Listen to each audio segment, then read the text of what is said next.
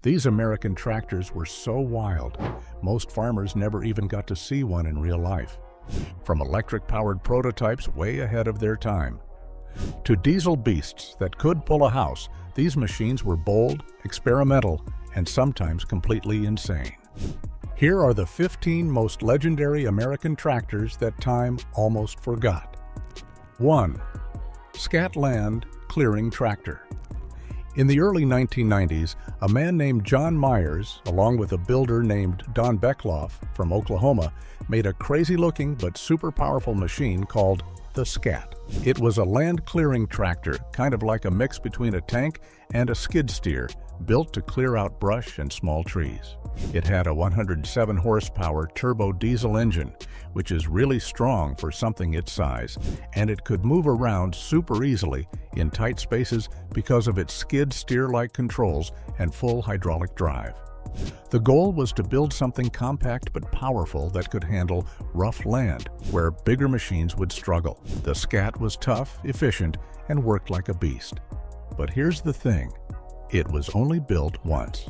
It cost around $38,000 to make, which was a lot back then, and it didn't have any kind of big company backing or factory setup to make more of them. So it stayed as a one-off prototype. Even though it had a lot of potential, it never got picked up for mass production. Eventually, the machine was sold to someone, and from what people say, it probably sits in a private garage or collection today. 2. Hekkeroth Electric Tractor. Back in 1995, before electric vehicles were even a thing people talked about much, this guy named Steve Hekkeroth from California was already thinking ahead. He took a regular small tractor, a compact Ford or New Holland, and turned it into one of the first all-electric tractors ever made.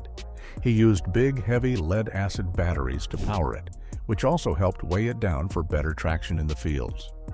The whole idea was to make something quiet, clean, and perfect for places like vineyards or small farms where you didn't want loud engines or nasty exhaust fumes all the time.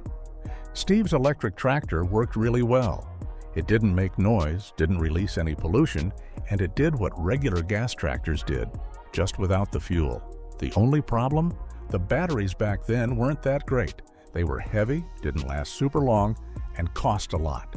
So even though Steve had built something cool, it wasn't practical enough for big farms or commercial use. That meant no big company wanted to make a bunch of them and sell them in stores. But Steve didn't stop there. He kept using his homemade electric tractors on his own farm and kept improving the design. Years later, his early work helped lead to a company called Solectrac, which now makes modern electric tractors. Silent, clean, and futuristic. 3. Demeter Autonomous Hay Harvester. In 1997, something pretty wild happened in the world of farming. Carnegie Mellon University and NASA teamed up to make a tractor that didn't need a driver. Yeah, you heard that right. It drove itself. They called it Demeter, and it was built to harvest hay completely on its own. It used GPS, cameras, and different types of sensors to figure out where to go and what to do. It was able to mow around 100 acres of alfalfa all by itself, which is crazy impressive for the 90s. At the time, most people were still using old-school tractors, and the idea of a machine doing all the work with no one behind the wheel sounded like science fiction. But here's the catch. It was only ever meant to be a research project.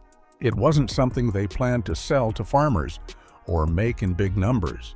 It was more like a tech experiment to see if autonomous farming could work. And it did. But farming tech back then wasn't ready to go fully robotic. The sensors were expensive, GPS wasn't as accurate as it is now, and most farmers didn't trust machines to do all the work. So after proving it worked, the Demeter just stayed in the lab and was eventually retired. 4. McConnell Mark 1000. Back in the early 1990s, a company called McConnell Tractors from North Dakota came out with a huge and powerful tractor. They called it the McConnell Mark 1000. Later on, it was sold under bigger names like Massey Ferguson and eventually rebranded by Agixio as the Agixio Star 8425. This thing had a crazy 425 horsepower engine, which made it one of the strongest tractors of its time. It had a roomy cab, easy-to-fix mechanics, and was designed to be tough enough for big farm jobs. Farmers who used it liked that it was simple and powerful, but even though the tractor was good, it didn't sell well. One big reason was that McConnell didn't have the huge network of dealers and service centers that companies like John Deere or Case IH had. So, farmers were nervous about buying a machine that might be hard to fix if something went wrong. It's kind of like buying a cool new phone from a brand no one's heard of. It might be great, but if it breaks, where do you take it? Eventually, Agixio stopped making the Star 8425 and moved on to other models. Only a few hundred were ever built, so they're super rare now. Some farming collectors or hardcore tractor fans still hunt them down because they know how strong and unique these machines were. That was raw power. But how about a tractor that looks like a monster truck and could rip through rice fields? Let's go. 5. Rome R475C. The R475C is one of those tractors you don't see every day, mostly because there weren't many made. It started off with a company called Woods & Copeland, and later Rome Plow Company took over and made a few more. This tractor wasn't for your average farm. It had a massive Caterpillar V8 engine with up to 475 horsepower and was mainly built for tough stuff like rice farming and leveling large fields. Some versions even had 3 axles and 6 wheels, which made it look more like a monster truck than a farm tractor. It was a serious machine, huge, strong, and built like a tank. But that was kind of the problem too. It was too much for most farmers. It was expensive, heavy, and not really something you could use every day unless you had a very specific type of land. Because of that, it never became super popular. Only around 200 were ever made, and even fewer are still around today.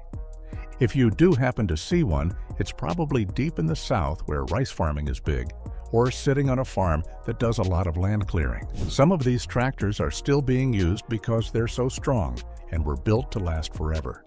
Built like a tank, but too big for the average farmer. Now get ready for an absolute unit made for sugarcane fields. 6. Kameko 805 Sugarcane Tractor. Now this one's a beast. The Kameko 805 was made in 1994 by a company called Kameko Industries in Louisiana. This tractor wasn't built for normal farming, it was made for sugarcane fields. And when I say made for it, I mean it was huge. The 805 had 600 horsepower, 8 wheels, and weighed almost 60,000 pounds. It even had 2 fuel tanks that could hold 530 gallons each. That's enough fuel to keep going for days. It was designed to handle super muddy and rough terrain while pulling heavy cane carts through the field. Farmers who grew sugarcane loved it because it was one of the few machines strong enough to do the job. But it was also massive and expensive. In 1998, John Deere bought the Kameko company, and everyone thought the 805 might get more popular with John Deere's support. But instead, they decided to stop making it. They didn't think it fit with their usual lineup, probably because it was so specialized and heavy-duty. Only a small number of these tractors were ever built, and they've become kind of legendary in the sugarcane world. 7. Big Bud 16V 747. The Big Bud 747 isn't just a tractor, it's a legend. It was built way back in 1977 by a company called Northern Manufacturing, and even though that was way before the 90s, this beast kept working and making headlines well into the 1990s. This thing is absolutely massive. It stands 14 feet tall, is about 27 feet long, and has a shocking 1,100 horsepower. It's the largest farm tractor in the world. And yeah, there's only one of them. That's what makes it even cooler. Big Bud was first used in California for heavy-duty farm work, especially for deep ripping the soil, which is when you break up super hard ground deep below the surface. After a while, it was moved to a farm in Montana, where it worked for years. But since this tractor was custom built, even the tires were special. They were so big and unique that when the tire company shut down, no one could replace them. It kind of forced Big Bud into early retirement. Then in 2020, something awesome happened. New tires were made just for Big Bud, and it came back to life for a short time. After that, it was semi-retired again, but started showing up at tractor shows and events. People still line up to take pictures with it because it's so massive and rare. There's literally nothing else like it. 8. Wright Earthquake 750. Okay, imagine a tractor so loud and powerful it sounds like a rocket, and then double that. That's basically the Wright Earthquake 750. This monster was made in 1982 by two brothers, Ray and Gene Curtis, who owned Wright Manufacturing in Montana. They weren't messing around. They put not one, but two V8 engines in this thing and synced them together to create an 850 horsepower tractor. It was built for deep plowing and breaking through tough soil that most tractors would just sink into or get stuck in. The Earthquake 750 was a one-of-a-kind project. They only built one. It was huge and looked kind of wild, and even though it worked great, it was honestly just too extreme to catch on. Like, who really needs two V8 engines for farm work? Plus, it wasn't very fuel-friendly. But if you were standing nearby while it ran, you'd get why it was named Earthquake. It shook the ground with noise and power. Even though it didn't go into production, the tractor lived on. Years later, someone decided it was too cool to let rust away, so they restored it. Now, you can still catch it at vintage tractor shows and farming events. And it's still loud. Like crazy loud. It's become a fan favorite just because of how unique it is. 9. Versatile RT490. The Versatile RT490 was one of those tractors that almost existed, but didn't quite make it past the idea stage. Back in the early 1990s, before Versatile was sold to another company called Bueller, they were working on something really different. The RT490 was supposed to be a small, rear-engine tractor meant for orchard farmers. It looked totally different from regular tractors. It had a lightweight fiberglass body, all-wheel steering, and the engine was in the back instead of the front. The whole front of the tractor was basically a big glass cab, giving the driver a super clear view of everything. The idea was to help farmers who worked in really tight spaces, like vineyards or orchards, where it's hard to turn a big machine around. With its size and smart design, the RT490 would have made things way easier. Plus, the look of it was futuristic for the 90s, like something out of a sci-fi movie. But here's the problem. Not enough farmers in North America needed something so specific. It was too niche, as they say. Around that time, Versatile got sold to another company, and the project just kind of disappeared. No actual tractors were made, maybe just a clay model and some sketches. That's it. Never made it past the sketchbook, but brilliant. And now, let's talk about a tractor that bends in the middle like a snake. 10. PowerFlex Pivot Track 5500. The PowerFlex Pivot Track 5500 is one of the weirdest looking tractors you've probably never heard of. It came out in 1993 from a small startup in Iowa, and the design was totally different from anything else. Instead of turning with wheels like a normal tractor, this one literally bent in the middle, like a snake. They called it mid-body pivot steering, and it allowed the tractor to turn super tightly, which was supposed to help with maneuverability and reduce soil compaction when farming. Basically, it could move better in small spaces and wouldn't crush the soil as much under its weight. It had a 5.9L Cummins engine, which is a strong diesel engine. And it used an Allison automatic transmission, which made driving it a lot easier. The idea behind this tractor was actually pretty smart. Farmers need machines that don't wreck the soil, especially in sensitive areas. But even though it worked, and the team showed it off at a regional farm expo, the pivot track didn't make it past the prototype stage. The biggest issue? Farmers just didn't trust this weird new steering system.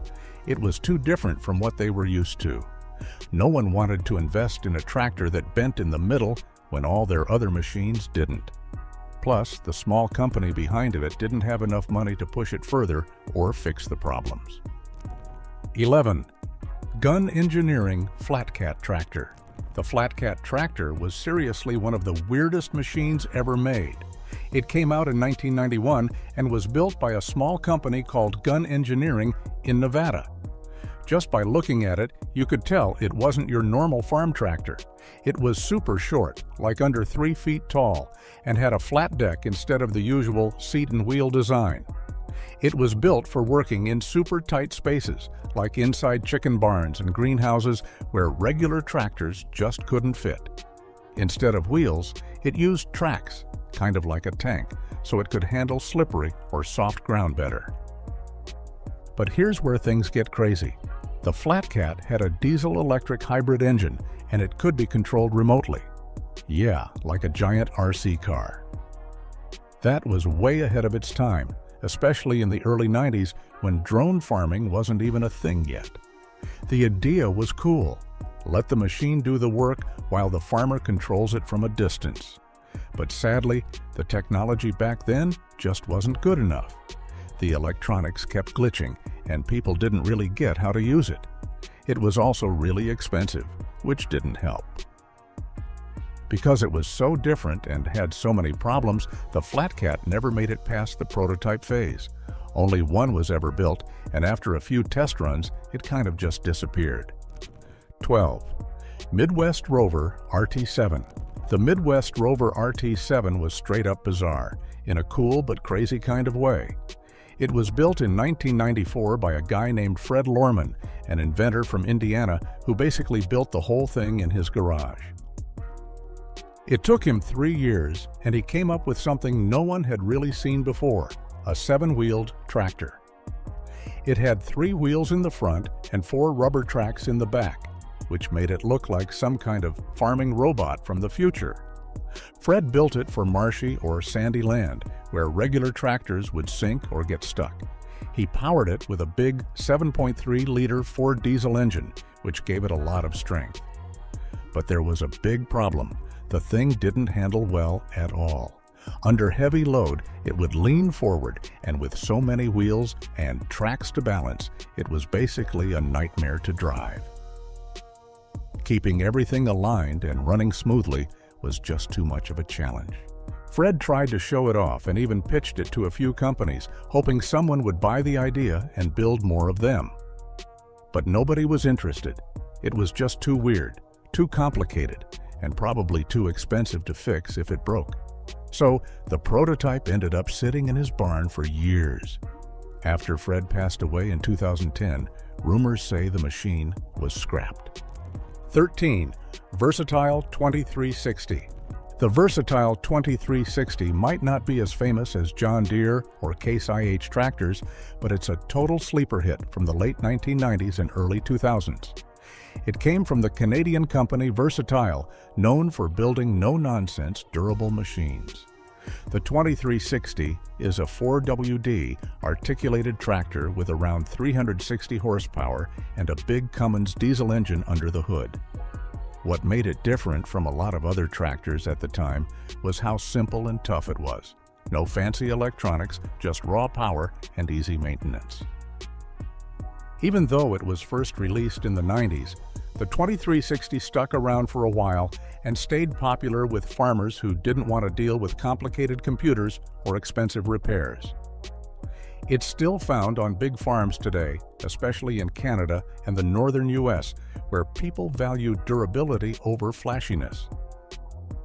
The articulation means it turns super well for its size, and the engine is known to last forever with proper care. The best part? You can still find these on the used market, and they're a bargain compared to newer machines with similar horsepower. It's the kind of tractor that just quietly gets the job done year after year. No hype, no drama. 14. AGCO Alice 9655. The AGCO Alice 9655 came out in the mid-90s and is one of those tractors that flew completely under the radar. It was made during a time when AGCO was trying to figure out its brand identity, and Alice Chalmers fans were still hanging on.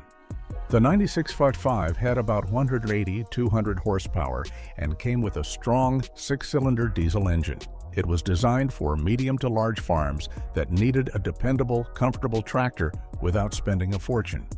What's cool is that even though it didn't get a ton of attention when it launched, the 9655 turned out to be super reliable. It had a power shift transmission, good hydraulics, and a roomy cab with decent comfort for long days in the field.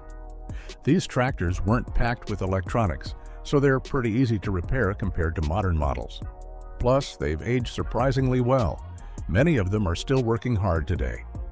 You can still find 9655s for sale on used equipment sites. And they're a great deal if you need solid horsepower without all the modern bells and whistles. They're kind of like the hidden gem of the 90s tractor scene. Quiet, tough, and totally underrated. 15. Case IH MX Maxim 135. The Case IH MX Maxim 135 first hit the market in the late 1990s, and while it never became a household name, it's still one of the most loved utility tractors for medium-sized farms. It had around 135 horsepower, a smooth power shift transmission, and a very comfortable cab. It was built in Racine, Wisconsin, and became known for being a really well-balanced machine, strong, agile, and great for everything from hay work to loader jobs to tillage. What's really cool about the Maxim 135 is that even though it was made decades ago, a lot of them are still in use. They were built to last, and people who own them say they're some of the most dependable tractors ever made. Parts are still easy to find, and maintenance isn't a nightmare like on newer electronic heavy machines. Case IH kept improving the Maxim series over the years, but the late 90s versions are still favorites on the used market. If you want something you can rely on without spending big bucks, the MX Maxim 135 is a solid pick. It may not look flashy, but it's the kind of tractor that just keeps showing up and doing the work. So, which tractor blew your mind the most? Let us know in the comments.